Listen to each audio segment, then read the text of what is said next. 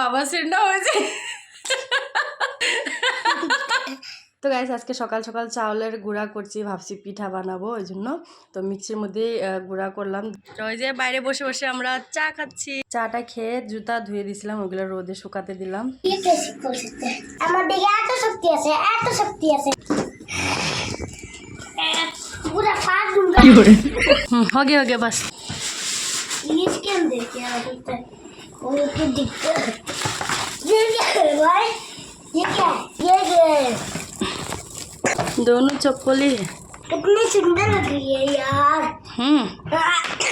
চলো তো parcel tassel দেখে এদিকে চলে আসলাম রান্না করতে। ডাল আর ভাত হয়ে গেছে, ভাবছি একটা ফুলকপি নিয়ে আসি গাছে থেকে।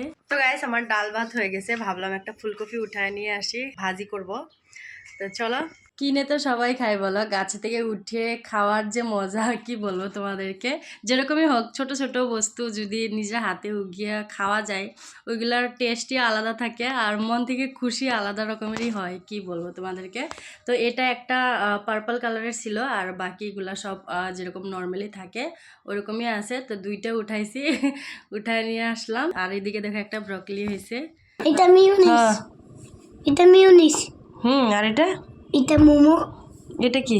এটা আমি জানি না। এটা জানো না? এটা মিয়োনিস, এটা জানো? এটা জানো না? ये चटनी होता है।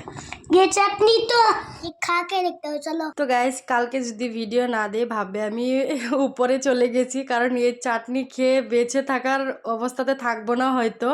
তো এরকম ঝাল মশলা খেলে বাবা সিন্ডা হয়েছে।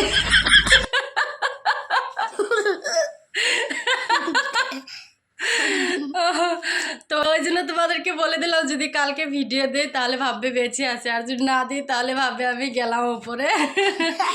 তো যাই হোক আজকের ভিডিওটা কন্টিনিউ করছি না, দেখা হচ্ছে আমার নেক্সট ভিডিওতে যদি বেঁচে থাকি।